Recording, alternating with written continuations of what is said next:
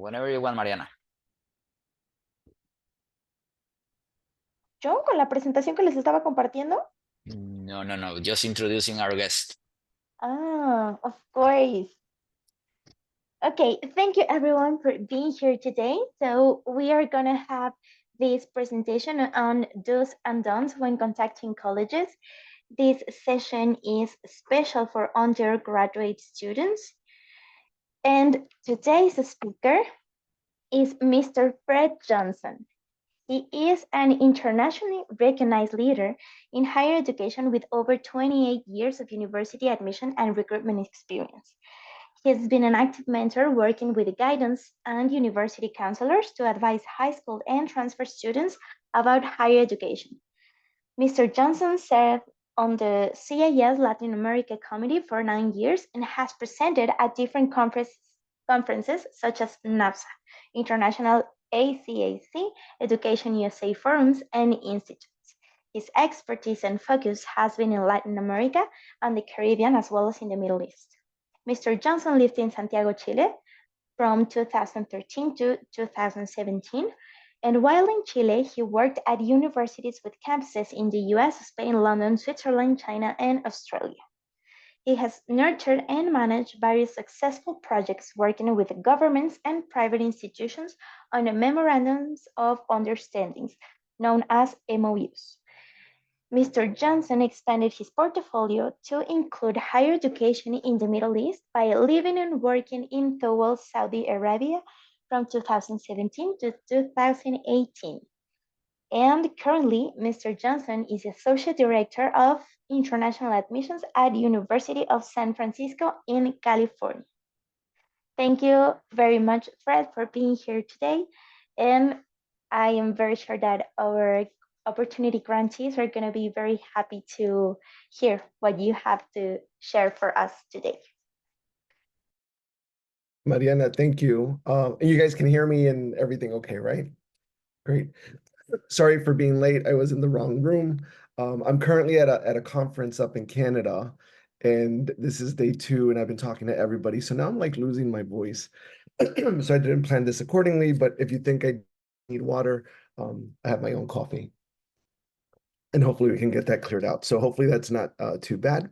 I'll go ahead and share my screen so that you guys could see my presentation, hopefully.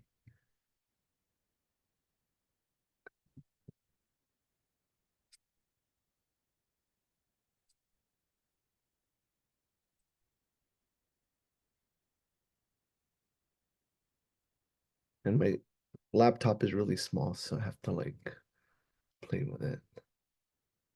Here we go. Can you guys see the presentation? Okay. Okay, great. Thank you. Yes. Perfecto. All right, so the topic is, the do's and don'ts when contacting colleges or universities as you're applying. So hopefully this would be a little bit helpful for you. Mariana already did my introduction, but I do like to have that picture, and she wondered before why I had this picture of me dressed up as someone from Saudi Arabia, Arabic. I lived there. So then that's why it was one of my favorite pictures. I got that done, specifically for me, and then they gave it to me and I loved it. So now I try to put it everywhere. For today, what we'll cover, and it's pretty much, your journey through the admission process, applying to universities, and then, some different topics. I'm not sure how advanced you guys are already in getting a lot of this training, but, we'll brief through it. If you have any questions, go ahead and let me know. And it's okay in English, right? Everybody speaks English, okay? Good, okay. And then, some definitions, some important dates, and then general admissions requirements. They change by university, so it's different depending on which university you're applying to. So I'll try to be very general, give you some idea, but it's not necessarily the requirement at every single university in the US. And then how to strengthen your admission application whenever you're applying, what's going to stick out. So whenever an admission officer or someone from the university is reviewing your admission file, And then we'll have time for Q&As if you have any questions. And then something that I like to mention, and Mariana doesn't like when I mention it because it stresses her out. But it depends. In the US, we have so many different universities. So whenever students ask a question, it's hard because I'll answer it, but it's not necessarily true at every single institution. So sometimes students really want to know, what's the answer? I'm like, well, it depends. It depends if it's a big school. It depends if it's a state school. It depends if it's a small school. Uh, what uh, what major you're applying to. So I usually try not to say it, but it comes out all the time. So I just wanted to give you a heads up. You'll be seeing a lot of that throughout the presentation. And in the US, depending who you're speaking to, so it depends, they'll tell you that there's over 4,000 universities. Some universities might say there's 4,500. There's, 4,700, less than 5,000. So the point here is that we have a lot of universities in the US. And what's interesting is that no matter where I am, so right now I'm in Canada, but whether I'm in China, Brazil, New York City, Mexico City, it doesn't really matter. I'll ask students, what universities are you applying to? And I always hear, 20 different or 30 different universities, but it's always the same university names. And I think that's crazy. That should not happen. There's way too many options for you where everyone can select a university and that name does not have to be repeated. So that leads me to believe that some of you guys are just being lazy. You're applying to universities that everyone else has applied to and you heard it before and that's where you're going. So try to get, something different, especially if you're part of the opportunity program, because then that way they might have a better opportunity for you. So maybe it's a name that you've never heard. It's okay. Just make sure that they're regionally accredited, that they're recognized, and there's nothing wrong with going to university that you've never heard their name before. Okay. I'm assuming you probably have heard my university's name before, so it's not really referring to me. I'm University of San Francisco. But there's a lot of great universities out there. And then this is kind of through the Education USA program. There's different parts of it, so I'm not really going to dive into it because that's what you probably are either already know you're going to learn, but just researching your options, financing your studies, complete your admission application, then you apply for your student visa, and then you prepare for your departure to get to campus. That's the most exciting part. Um, as you're, kind of considering universities, how do you come up with a list? How do you come up with which universities you're going to be applying to or whatever? So kind of know what's important to you. What are your priorities? What makes you you? And once again, there's close to 5,000 universities out there. Majority of them might not be a place for you. You might not fit in, and we're okay with that. But just make sure that you know that. So if you're just picking a university because that's the name that you always heard, everyone in your family or all your friends have applied to that university, you might get there and you might not be happy. And if you're not happy, you're not going to want to really study and you're not going to do well and you're not going to really excel at your full potential. So you want to go to a university where you feel like you fit in, you feel like it's part of your blood. Because then at that point, even if you have to do research, even if you have homework, you don't care. You're going to do it because you're enjoying it. You're having a great time. So then you're going to have a much better experience and you'll be able to excel. If you're excelling, those are the types of students that end up getting the best jobs, the best internships. They do really well. So, what's your end goal? Are you looking for just a bachelor's degree? Are you looking to continue on for a master's degree? Maybe you're looking for a terminal degree like a doctorate or PhD. What are your programs of study? How much does it cost? Are you able to afford it? Don't pick a university because of price. So a university for 80,000 or a university for 20,000, and you're like, I'll go to the one for 20,000. Well, maybe the one that does cost 20,000 doesn't offer any scholarships, and the one that costs 80,000 might offer full scholarships. So sometimes the least expensive one might be the most expensive one. Other students love research. A lot of our universities offer research. Other universities don't do research. Some students don't like the research. So, if you're looking for research opportunities, look for universities that offer research, or internships, career preparation. Do they have a career services office? And at that, when do those services start? Do they start from day one as soon as you arrive to campus? Is it when you're halfway through your degree, or is it at the end of your degree? Every single university in the US is different on how they do those services. Some don't provide those services. Campus life, are you someone like me? I knock on people's doors. I knock on people's dorm rooms. Who are you? What are you doing? What's going on? What do can I go with you? Do you want to come with me? Some students are not, looking to be involved, and that's okay. So you find that university that's going to be fit for you. But if you're active, you want to make sure that they have an athletics team if that's what you're interested in. How safe is it? Who can go into the dorms? How many buildings do they have? Is there security there? Clubs and organizations. Maybe you're not really, into academics, but you love professional organizations like the marketing club, the debate club. So it doesn't mean because under student life and organizations that everything has to be academic. There's, social clubs, there's professional clubs, then there's academic clubs. To just check that out. If they have over 100 different organizations and clubs, that's great. If they only have three, well, are you interested in any of those three? And if you're not, then that's probably not the university for you. The size of the university as well. How big is it? Is it a 40,000 students, or is it only like a couple of hundred? Right now, where I am in Canada, I heard that they have over 100,000 students at their campus. I don't understand that. How do you have 100,000 students at this university? But I'm sure students love it. And there's other students that I'm sure that would not do well at this university. So, the size of the university, something that's always very popular, and I kind of dance around it, because it's hard to answer, is the rankings. What's the ranking of the university? Well, I can give you different rankings, but who came up with that ranking? Was it the university? Was it something that they paid for? Is it something that they're part of an organization that they bring it in? Is it because of a specific program? For example, University of San Francisco, we have one of the 10 best architecture programs. But is it a regional thing? Is it a national thing? Who's doing that ranking? So if you're going to start asking about rankings, please do your research first of what ranking means, and then learn whenever someone gives you a ranking to ask questions about that ranking, just so that, you're getting the right answer to that. In my mind, I never really look at rankings. I look more at my fit.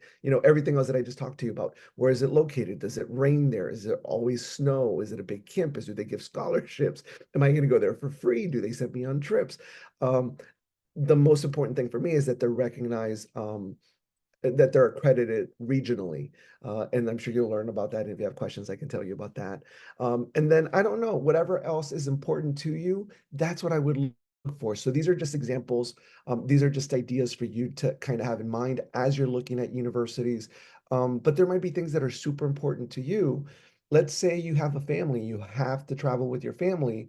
Well, do they offer resources for that? So whatever's important to you, the university should have. And then this right here, it's kind of subjective as well. There's going to be a lot of don'ts, and then the next slide is going to be a lot of do's. But you can actually, depending on how you're reading it, some of the don'ts could be do's, and some of the do's could be don'ts. So once again, just a couple of ideas for you. So don't apply late or forget to follow up with colleges to see if the application is complete. Sometimes students, nowadays you just do everything online, you hit submit, and then you're like, okay, good, it's done. And if you don't receive an automatic reply that says confirmation your application was received, some type of confirmation, if you don't receive it within 1 to 2 business days, and business days means Monday through Friday, something probably went wrong. So many times I have students that wait 3-4 weeks, they contact us, and I'm like, I never got your application. And then they get really frustrated. And my thinking was, well, you should have figured it out. If you didn't get a confirmation within a couple of days of submitting it, something went wrong. Majority of the time, nothing goes wrong. Don't stress out. I'm sure that'll be fine. But if you don't get that confirmation, follow up with us. Don't be creative with your email address. So sometimes we see some email addresses as we're looking students' information up, and it says something that's inappropriate. It's not really what I'm taking points off as I'm reading your application, but as I start reading your application, I already have kind of like a bad taste in my mouth. So don't be creative with your email address unless it's something really cool, very academic, very professional, then you can do that. Don't wait for the last minute to register to take any exams. Most universities nowadays are either optional, you can take the exam, or they'll require it. So your SATs, ACTs, your English proficiencies, try to do those way before you start applying to university. So that usually means about a year and a half to 2 years before you start applying. Unless if that's where you are, that's the situation, just try to sign up for these tests as early as possible. Don't write a bland essay. So something just very general, whatever, because we want to get to know you. We want to know more information. Many times, all the information we have is what school you're attending, your classes that you've taken, and the grades that you got. But we want to know more, what makes that you a perfect student to fit into our campus. So make sure that you work on your essay and that you possibly have 3 to 5 different essays available. So as universities ask you for those, that you have it. The other thing is some students get really fancy and they're like, oh my God, I've always wanted to go to University of Idaho. And that's great, but if they're applying to me, I don't want to know that the students always wanted to go to University of Idaho. I'm University of San Francisco. And even it gets complicated, some students want to apply to San Francisco State and they apply to University of San Francisco. So just make sure you know what universities you're applying to. If you're being gutsy and mentioning our names in your essays, make sure you're sending us the essay that talks about my university and not the other university that you've always wanted to go to since you were little. Um, and don't think about content or ignore spelling and grammar on your application. Honestly, everything does not have to be grammatically correct or, spelled correct, but we're assuming that's what the type of work you're going to be submitting to your professors. So we're kind of, that um, helping your professors out, making sure that you're going to have good students in the classroom. So make sure you do look at your grammar, your spelling, and then look at the content. What are you submitting? Don't take easy classes to improve your GPA. So some of you, if you're going to a national school, you don't have any option. Those are the classes that they're offering. That's what you're taking, and that's what you have to do, and that's okay. We'll know that. But if you're attending the school that offers different type of classes that you can select from, don't take that sports class instead of taking that chemistry class. If we know that it's an option, we want our students to be challenging themselves. Maybe you're not a biology type of person, so don't take that biology class at that point. And maybe you're an art student, so then at that point you take that art class. But once again, if you don't have any options at your school, then that's it. That's what you have to do. We'll know that. But if you do have options at your school, try to take some sort of challenging curriculum, some sort of challenging classes, because we like to see that as well. Don't fall victim to the senior slump. So towards the end of the year, towards the end of your education, that you let your grades slip by because you're tired. It's only going to get harder at the university. So that I do want to stress you out. You gotta keep on studying. So if you're getting, to the end of your senior year of your studies, it's okay. Take the time that you need to take to recharge yourself. But if we're going to admit you to a university and we're seeing that your grades are going down, we're only assuming that your grades will go down even more once you attend my university. So I like to see a trend of grades going up because I'm assuming that once you get to the university, your grades will keep on going up. And that's what I want. I want you to be successful at the university. Don't only focus on your grades. If there's opportunities at your school to do extra things, so sports activities, theater, dance, to travel, do an exchange program or whatever, we want to see that in your application. Some schools don't offer that, and I'm assuming majority of schools might not offer that. So don't get stressed out if it's not an option. If it's not an option, once again, more than likely we'll know that. But if it is an option for you and you're not taking advantage of it, and all you've done is taking good classes and that's it, I don't know. Are you going to fit into our campus? Are you going to be participating in our activities? And that's what we want to see with our students. So it's hard to say these because sometimes students get really stressed out. They're like, it wasn't an option at my school. I can't do any of that. Is it going to affect me? It won't, as long as we know that it wasn't an option for you at your school.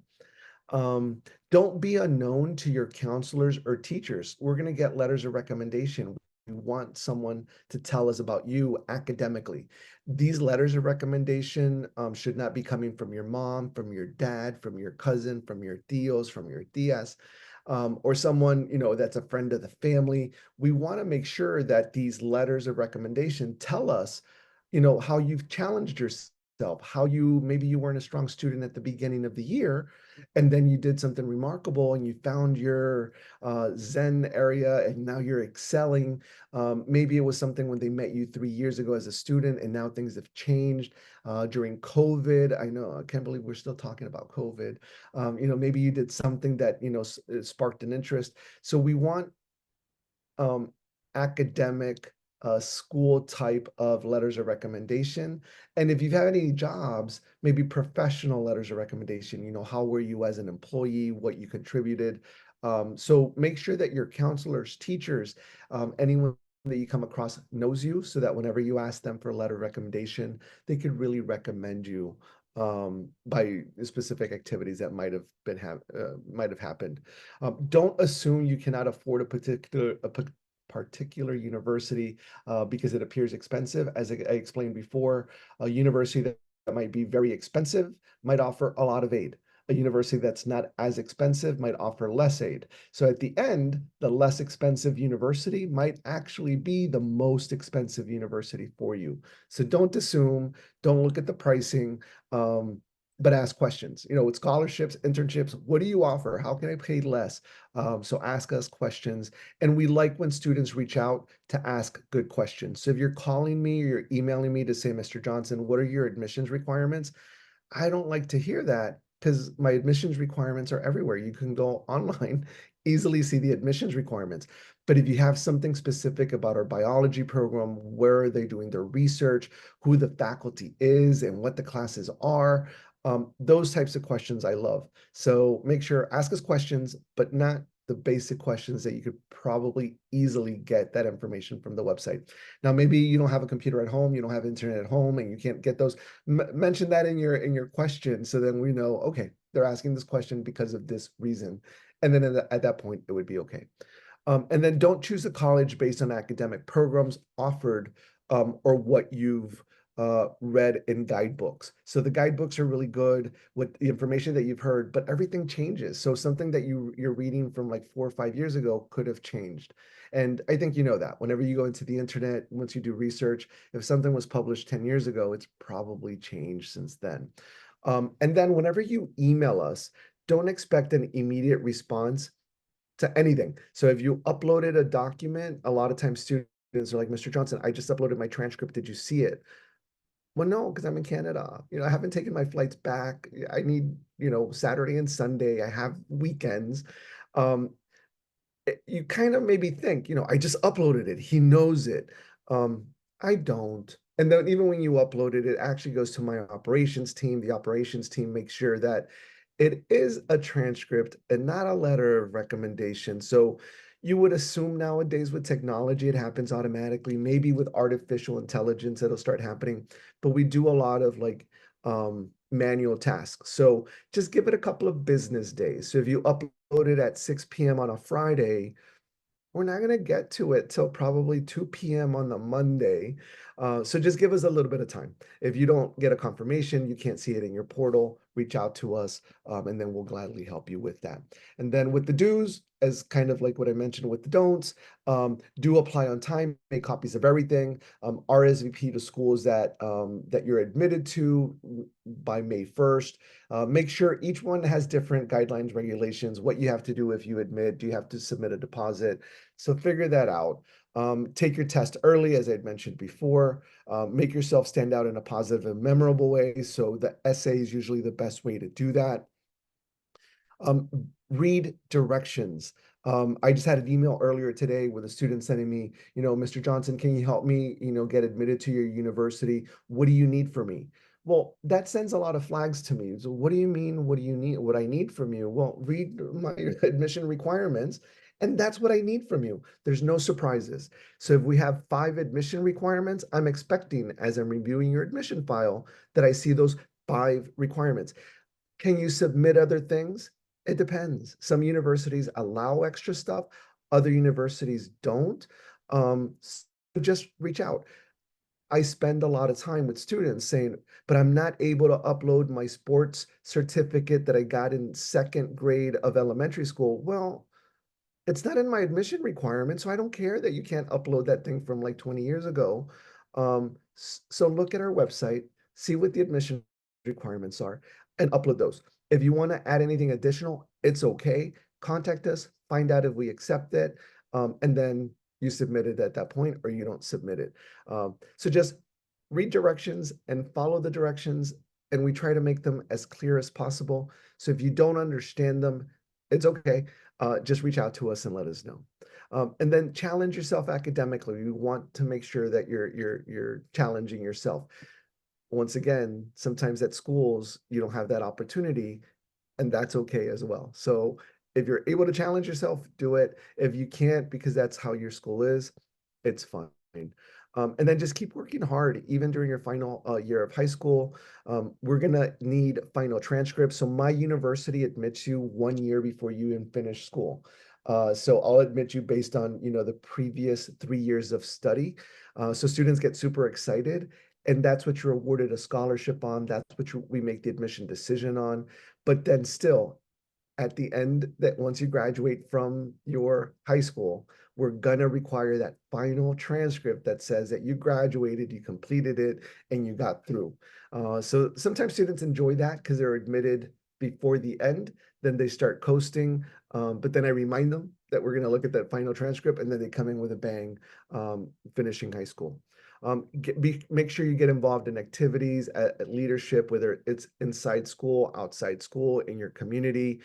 Sometimes it's not safe to do these around in the communities, so we're not going to want you to have that type of experience if it's not a safe way to get it. So just make sure that you um, do more than just study and have great grades. Get to know your counselor so that they can write that letter of recommendation for you. Investigate, do research on other scholarships. Don't just rely on the university to fund everything for you. So your opportunity grants, you're going to be able to get some funding over here, over there. So just keep on looking for scholarships. And once you put all of those together, it might make it affordable for you.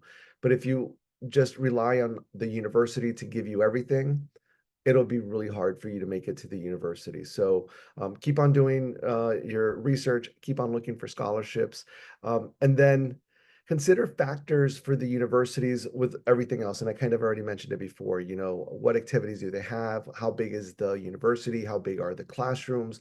Where are they located? Based on the location, what's the climate like? Then the overall environment. You just want to make sure that you're going to fit in once you get to the university. Most students do not do this. They just go to places that they've heard before. And once they get there, they're like, this is not what I thought it was going to be, because they didn't do their research. So make sure you do that. And then respond to university admission offices. So if I send you an acceptance and you're no longer interested in me, let me know. I'm not going to get hurt. There's a lot of students that are applying to my university, but if you ghost me, then I don't really know, like, are you getting my information? Or, is this something where you're interested in? Are we saving a spot for you? Are we not? So you just respond to us very nicely and you're like, oh, thank you so much. I'm going somewhere else. And I'll be okay with that answer. And then I'll take you off the system. And then we stop harassing you, whether we're texting you, WhatsApping you, emailing you, whatever we're doing. We'll stop it and we'll move on to the next person. So yeah, just respond to us. And then I think that's it. And then for important dates, we have different types of acceptances in the US, or applications.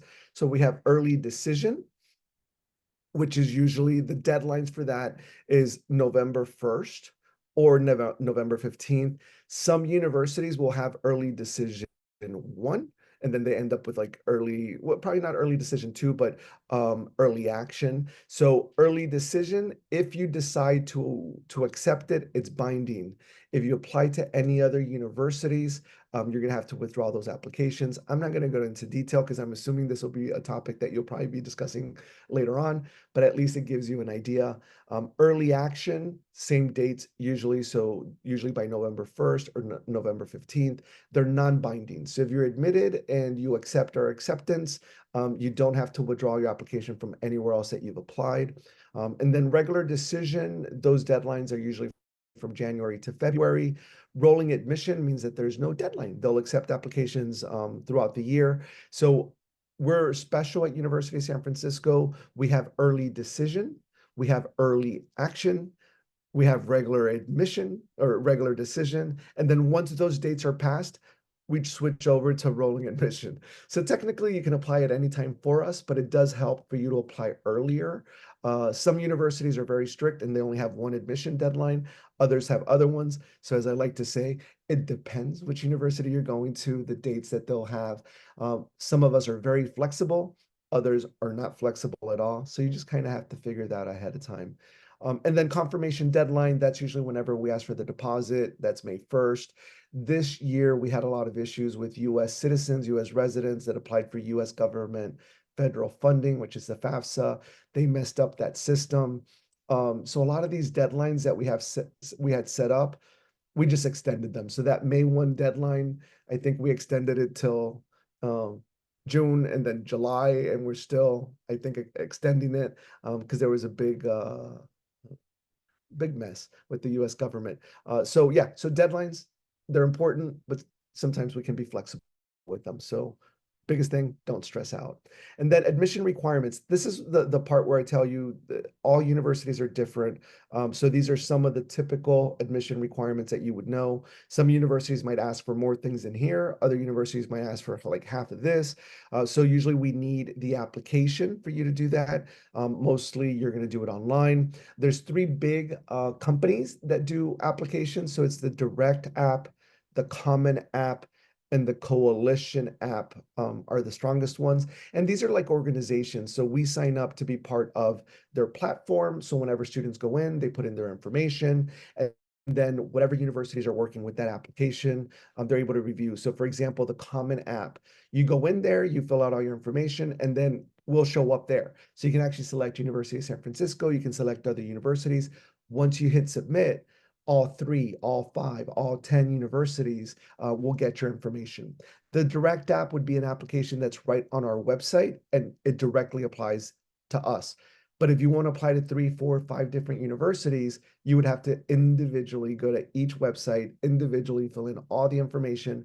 So I recommend if you have access to the Common app or the Coalition app, for you to utilize those resources. It tends to help you not have to do a lot of work. And then we're always going to ask for transcripts. The funny thing sometimes for me, because I know the information, you don't know the information, is that students will send their last semester transcripts to me and want me to make an admission decision. I need 3 to 4 years of studies to what classes have you taken, what grades did you get to make that admission decision. And if your transcripts are not in English, I want them in the original language as well as the translated copy to English. So once again, transcripts, minimum 3 years of studies that you would have. I can admit you 1 year before you finish high school. Other universities might actually ask for your senior year grades. So it depends on which university, if you're sending the last 3 years or if you're sending the last 4 years. And then proof of English. Are you going to be able to understand our professors? Are they going to be able to understand you? So usually that's a TOEFL, IELTS, Duolingo. Not all universities accept all of those tests. So you have to make sure that the universities you're going to be applying to accept those English proficiencies. Then other stuff might be an admission essay. It could be optional, might not be required. Then the SATs or ACTs, those could be optional. We don't require them at University of San Francisco. Letters of recommendation could be optional. We don't require them at University of San Francisco, but I really like to see them because that gives me more information about you. Extracurricular activities. So what are you doing besides going to class and studying? Those could be good. And then supporting statements might be as you're applying to the universities, they'll require that through the application process. This kind of gives you a screenshot of what's important to universities with the information that you're submitting as you're applying. So as you can see, the most important thing that universities look at would be your high school grades, so your high school transcripts. And then the strength of the curriculum. So that's when we go in, if your school offers challenging courses. If they don't, once again, we don't penalize you, so it's okay. And then as you start going down, the least important might be the test scores or the graduation exams scores if you've had a job. So that's what's least important, but the academics usually is the most important. So sometimes students, they wonder, what are universities looking at? What's important to them? Well, that's right here. And this kind of makes sense to me. So I like this slide. And then as we're reviewing a file, as admission officers or as admission counselors, what are we looking at? So we do look at school profiles. I think more than half of international schools do not have a school profile. So majority of applications that I review don't have them. So then I go to the website and try to get information from there. Majority of of high schools don't have a website. So I just try to do research. I try to ask my colleagues. So we try to get information. Something that might be important to us would be alumni legacy. So how many people from your family have attended our institutions? It could be cousins, brothers, sisters, father, mother, grandpa, someone. So we do like to look at that. It could kind of outweigh. But in the US, this could actually be discrimination. So depending on the university, they might focus on that. Other universities might not. I myself get excited because then that means that you have a tradition in your family of liking my university, of doing well at my university, but it's not what I'm going to be focused on. So if you're a first generation student attending university, I think that's amazing as well. So there's different things that I look at as we're reviewing applications. And then maybe you have a special talent. Maybe, you're good in music, arts, athletics. So we like to see that, but maybe you're boring like me. I don't have any special talents. I'm just a good person. So we're looking at that, but is it important? Maybe not as much as your grades. And then depending on the department, maybe you're applying to our engineering program and we just started the engineering program. So they want a lot of engineering students. So they're going to take more. But I'm lying. We have a very selective engineering program at University of San Francisco. So we usually only have, and I'm just coming up with a number for you to get an idea. We only have 50 spots and maybe 1,000 students apply. So my engineering program is not very flexible, but maybe we have this art program that includes ballet and music. Well, maybe a lot of students don't apply for that. So that program would probably be accepting or admitting more students than their other programs. So maybe, depending on the university's goals, on that department's goals, and then maybe they have an international focus. They want students not only from the US, not only from the Americas. So you could be that one student that is going to add diversity to their campus, and some universities want that. Other universities don't care. They don't want diversity.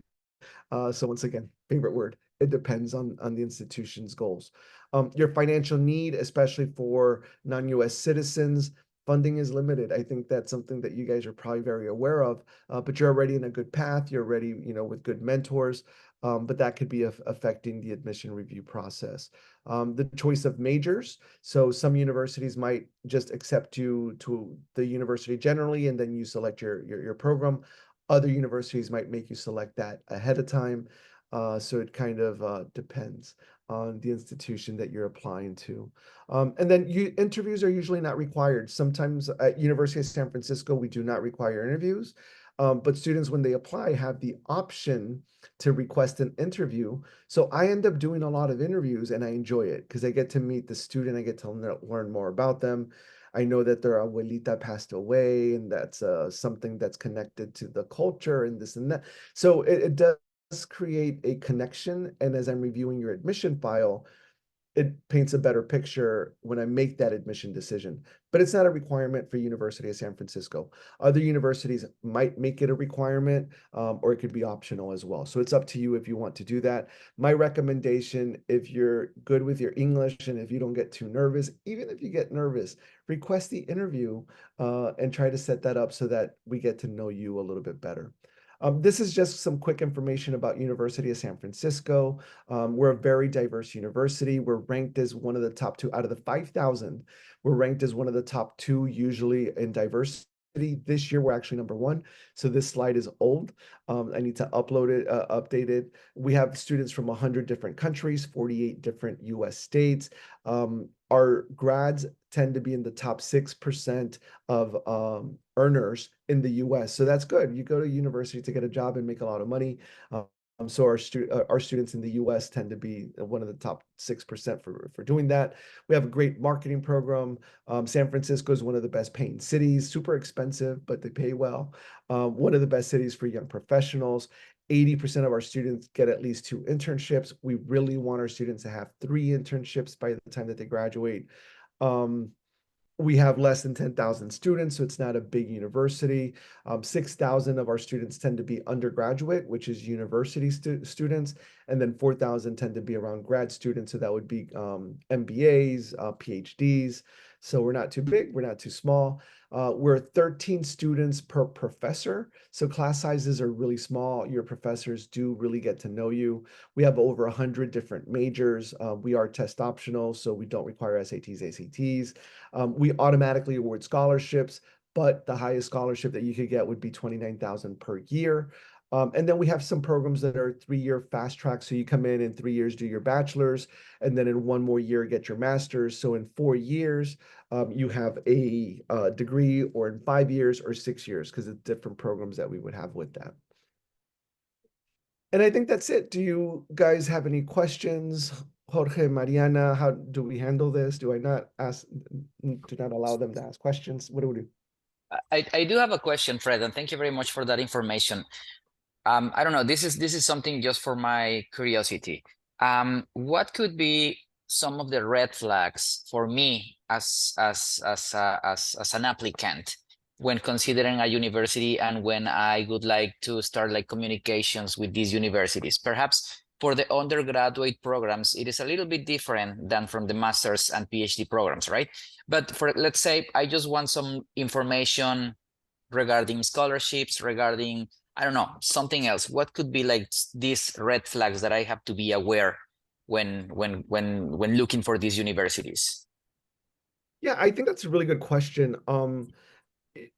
My red, if I was a student that I was applying, my red flags would be when they're not answering my questions. So, if a student comes to me and they say, "Hey, Mr. Johnson, I'm not able to afford much. Can I apply to your university?" And if I just respond with yes, you should apply to my university, I'm not being truthful. We're expensive. We're probably about $87,000 a year. And if I don't mention that up front, I think students should know that type of information. If you're asking about a program, once again, let's say, and I keep on saying architecture because we have a good architecture program, and the university doesn't really come back with, well, these are the classes that you would take. These are our professors. These are the internship opportunities. So it's not promising you that that's the internship you're going to get, but the types of internships that their students are getting. So I think the sharing of information. If the university just responds very general, if the university doesn't respond, I think that would be a huge flag. If they don't have information about their financial aid or scholarships or financial assistance on their website, that would be a red flag. How many international students do they have? Because you don't want to go to a university that doesn't know how to support you. And sometimes students are like, "Oh no, I'll figure it out." Once you get to campus, you're walking across the street, you get a ticket for walking across the street. That's legal. And now someone's going to have to support you, help you figure that out. So if you're attending a university that doesn't have a lot of international students, they're not going to understand how to help you out. The day that you arrive to campus, how do you get to campus from the airport? Is the airport 2 hours away? Is it next door? So the big red flags for me is information on their website. If you feel that you have to ask a lot of questions and they're not really getting answered, and if you're looking at their website and there's not a lot of information for you, I would think twice. Because once again, there's close to 5,000 universities. There's going to be other universities that are going to be able to provide good services. Does that answer your question, Jorge?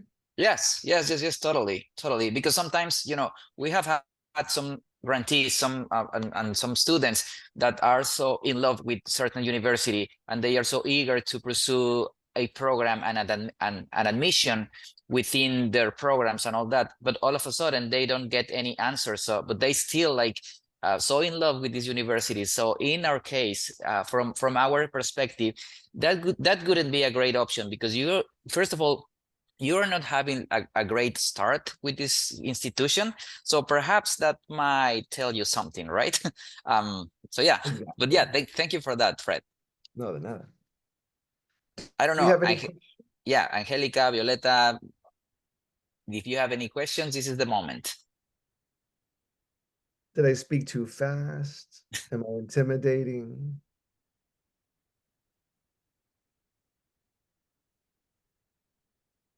Something. Owen? Are they able to speak? Can they unmute themselves? Yes, I think they have the. Yeah, Owen, can you open up your mic? Yeah. Yeah, okay, go ahead. Okay. I just had a question. In the on the point of view of an international student, at least in your university, sorry, what do you think that will be like the most important thing to submit? Like I mean, like the GPA or the extracurricular activities, the essays. What do you think that will be like the most important thing? Yeah, I think that slide that I put up there kind of reference to what I think is important, because obviously that's not the way it's important to everyone else. But for me, it's your grades. I want to see what your grades were. Those classes don't have to have been in English. But then also, what does that GPA mean? So if you're someone that's very, into the sciences, but your GPA is high because you took, very easy classes, then even though I'm not interested in a GPA. I'm interested in what classes have you taken and what grades have you gotten in those classes. Hey, can you see my picture? It looks like I have like two little ponytails with the palm trees. I look like Mickey Mouse. Yeah, so academics are important to me, but it's not a GPA, so I don't want to, generalize that. I want to see which classes did you take, why did you take those classes, and what grades did you get? Because the GPA, let's say you have an okay GPA, and once I look at your grades, I see that in ninth grade you did really good, and then 10th grade, 11th grade, whatever, and 12th grade was horrible, and you have an okay GPA. Now, let's say you still have that okay GPA, but I see that ninth grade you did really bad, and then 10th grade you put some effort, 11th grade you did, and then 12th grade you're doing amazing. So even though it's the same GPA, I probably would not admit that student that's been doing worse, and I would probably admit the student that's been doing better, even though it's the same GPA. So academics is very important to me, what classes you've taken, and then extracurriculars. I want to know, you study all day, but then what do you do afterwards? Do you have a job? Do you do community service? Do you do whatever? In some situations, you might not be able to do that. Maybe you're part of the breadwinner for your family. Well, that's how I know, through the essay. So that's where the essay would come into play with that. So there's a lot of different things that I'm looking at. But I always start off with the grades and look at the transcripts. And that's where I find out someone just sent me their last semester grades. I can't do that. Or last year's grades. I can't do that. I need to know, what have you been doing the last 3 years? What have you been doing the last 4 years? Does that help, Owen? Yeah, sure. Thank you. You're welcome. Angelica. Hello. Um, well, I have a question regarding how important is it that we personally reach out to university, or if it's okay if our Education USA advisor reaches out for us? Very good question, and Angelica. I love that. It's always you. I want to hear from you. I have so many students, and I think I'm assuming two things. They either get nervous and they're like, I don't know, he's so mean. I saw him present and he was yelling at people. Or they get shy. Like, I don't know how to ask the question. So their mom or their dad will reach out. That turns me off, even though it's a question, because I'm going to be working with you. You're going to be attending my university. The same thing, you know, your advisor could reach out, and I know your advisor, so I get super excited. So it brings a smile to my face. But I want to know from Angelica. So uh, I'd rather you ask the question. I'd rather you reach out, because some of us, some majority of universities do want to have an interest from our students that's shown. Are they showing up for virtual events? Are they coming to our campus? Have they called us? Have they whatever? My best thing is emails, you know, so have I heard from the student if you have any questions? So if you can reach out to us directly, I would love that. If not, then it would be your counselor. And then last case scenario, I kind of don't want to hear from your parents, but if that's what it is, then I'll hear it, but then I don't really have a good taste in my mouth. I'm like, why did they go through the parent? So very good question, Angelica. I like that. And then Sarah. Sarah. Hello. Hola. Well, I just wanted to ask, because when you said that it's important that we reach out to the university, and for example, if you ask about the requirements, then that leaves you like with a bad taste in your mouth because the requirements are on your page and all. I just wanted to ask, like, what type of communication would make a student stand out when they are reaching out to the university, or what do we need to, for example, if I want to ask more about the certain classes that I would be taking, well, I would like to study physics, so imagine I'm asking about the physics program. Like, would that make me stand out, or would you just be like, oh, it's in my page, so just check it out there? Like, I just want to know what type of questions, what type of communication would I need to have with the university so that I would have like a good they would have a good image of me. Sarah, all of you guys are amazing. That's great. It's an amazing question. So my thinking is, I want to get to know my students. I want students to reach out to me. I want all that stuff. But if you're just filling in space, you're filling in air because you're like, well, I want to reach out to him, but you know, I want to ask a question, and I'm going to ask about the admissions requirements, especially physics. Like if someone tells me that they're a physics student or they're studying for physics, I'm like, they're super smart. And then they call me and they ask, you know, what classes would I take if I'm a physics student? I'm like, I thought they were smart. You know, because you can just go to our website. You'll see usually you can see our major. If you click on the major, it'll show you all of our classes. If you click on each class, it'll give you a description. So my thinking is it's there. Now, if you're doing it because you want to be on my radar, then don't contact me to ask me a question. Contact me to introduce yourself. Hey, Fred, you know, I want to study physics, and the reason I want to study physics is this. So just make a connection at that point. But then you can do all that research. You know, what are the admissions requirements? You can see that. What are the classes that I would take, or a description? You can see that. But if you want to make that connection, just reach out. And I I appreciate that, because then at that point, I'm like, mira, esa Sara, like she's gonna come and from Mexico, and she's gonna like change the world with physics, and she's already telling me, and she told me about this and whatever. So that gets me. I guess something that I can tell you guys is that I talk about you every single night. So when I go home and I'm having dinner and my family asks me, hey, how was your day today? I love to give stories. I keep on looking at my picture and I see my little ponytails. I love it. Um, I like to talk about the students. I'm like, oh my God, today I talked to a student from Iran, and I met a student from Mexico, and this student was doing this, and they're going to change the world. Um, so I guess that's the advice that I'm giving you is, give me reasons to be like talking about you when I'm having dinner with my family. If you call and ask, you know, what are the admissions requirements? More than likely, I'm probably going to be talking about you at my dinner, but not in a positive way. So yeah, so you don't have to ask questions. Just introduce yourself, reach out, tell us things. Maybe you know one of my professors. Maybe you've heard about the professor. You've heard about University of San Francisco because you know it was on TV one day. Maybe you like our TikToks. So even if it's social and it's like chisme, I love that even more. But so yeah, so reach out to us, get to know us, but don't ask questions just to ask questions, especially if they can be answered on the website. Now, if there's a reason, as I said, maybe you don't have internet at home. I had a student from Africa, and you know their electricity goes out every single day. They don't have internet, so it makes it hard. So at that point, you know, just message me and let me know, like, it's really hard to get internet access. We don't have it at school. We don't it at home. I want to know what classes would I take. Then absolutely, gladly, I'm going to help you and I'm going to send them to you. And I'll probably talk about you, be like, oh my God, they reached out and I send them the information. They're going to come to University of San Francisco. So the same situation, different reasons makes a difference.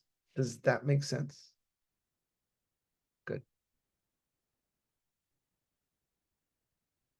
Do we have any questions? I don't think we've lost anyone since I started talking, so I didn't put anybody to sleep, I don't think. Got anybody mad this time? No, I think we're all okay. I don't see any sleepy faces of those who has their camera turned on. Good. I like that. I like that. But okay, last question. One more question. No. Okay, I think you covered everything, but thank you very much. Good, good. Well, once again, I apologize for showing up late. I'm at this conference. I'm starving and I have another meeting, so I'm gonna go shove something down my throat. But I had a lot of fun. You guys had a lot of really good questions. So you guys are amazing. Change the world, make this a better place. Just be kind to people. And remember who put you where you are now, your parents. Be kind to your parents. If they tell you brush your teeth, brush your teeth. Whatever they say, just do it for your parents. Do I log off now? Is that okay? It's okay, Fred. Thank you very much for being here today. Thanks for having me. And Thanks a hopefully I lot, get to Fred. see you guys. Yeah, hasta luego. Take care. Bye. Thank you. Super.